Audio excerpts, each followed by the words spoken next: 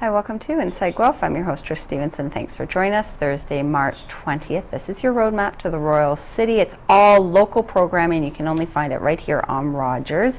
Today's show, very local. We have your Guelph Museum update. We have your public library. It's a book review with Tricia Gray.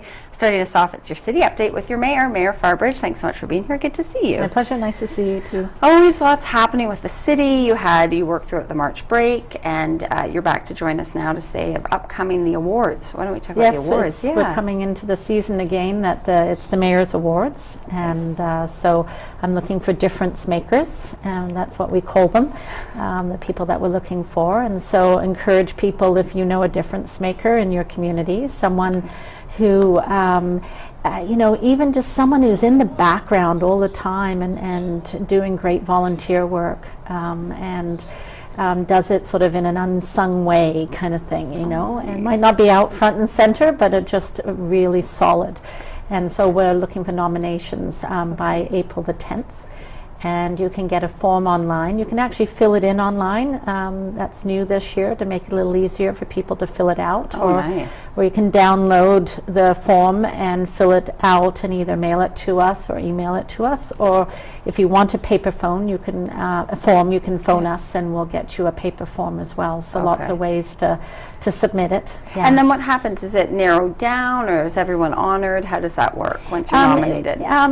We select somewhere between 2 and 4. I often try to make sure that there's a youth. Last time we had 2 youth that were recognized. Actually 3, 2 awards. There was 2 sisters and another individual. So we just take a look at who's there, and it's not easy. I was going to say, it must be very difficult to select from. Yeah. But so that's how we do that. What are some examples of past award winners then, so people can get an idea? They've been in every sector, and so they come from all places. I had some quotes here from some previous ones. One of them is Celeste Van Donkesgood, and her quote was, how she approached volunteering: "What can I do? How can I help?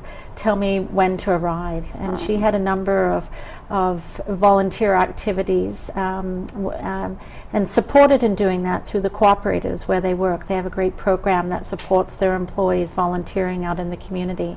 And so a lot of hers was through her faith community. That was important to her. Another one that I have in here was John Marsden, who was nominated, and he mentors and coaches runners in the community.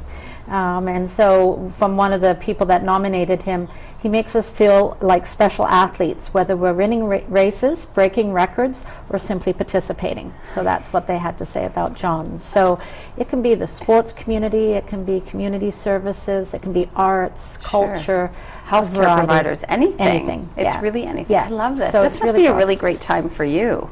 It's a lot of fun, and one of the best parts of this job is getting out into so many parts of the community and just seeing how many people contribute to making our community run, for making it be the special place that it is. You have a lot of those folks come through your show, right? And I know that you're amazed at the level of contribution and ideas and creativity and energy for doing things in the community. The thing that also gets me when we do talk, and we have Volunteer Week coming up where we highlight the volunteers in the community, is how a lot of people don't even understand their impact because it's just how they were raised, that this is just what they do and what they want to do, right? So it's so lovely, and I'm sure for you now to go through this vetting process to be able to get them in the forefront and maybe inspire some more people. Okay, so you have until April 10th to nominate.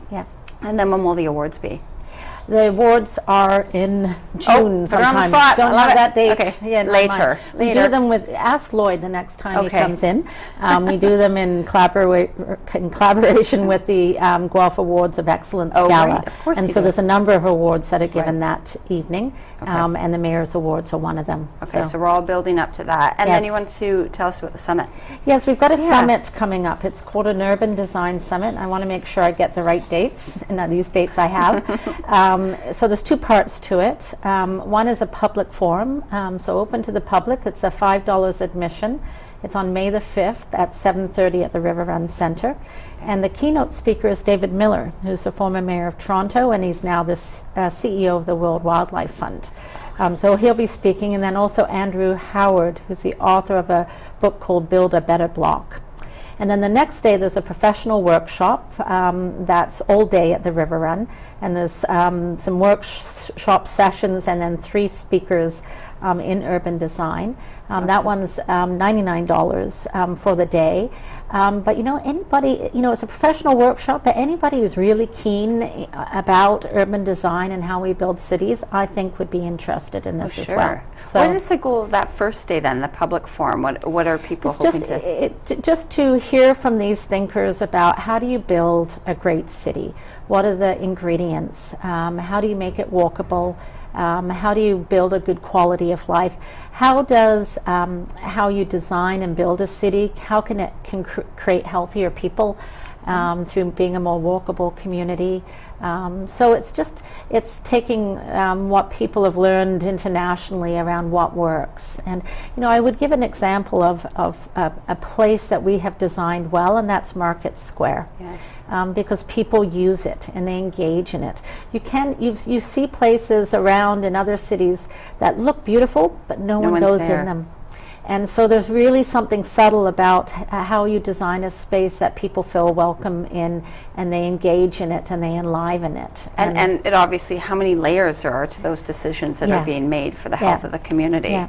So interesting. So it's talking about that. We'll have lots of case studies, our own, as well as looking at best practices in other communities where they've really done an exceptional job in a particular area of their community. And I think what's important for this is we're looking at the city as a whole.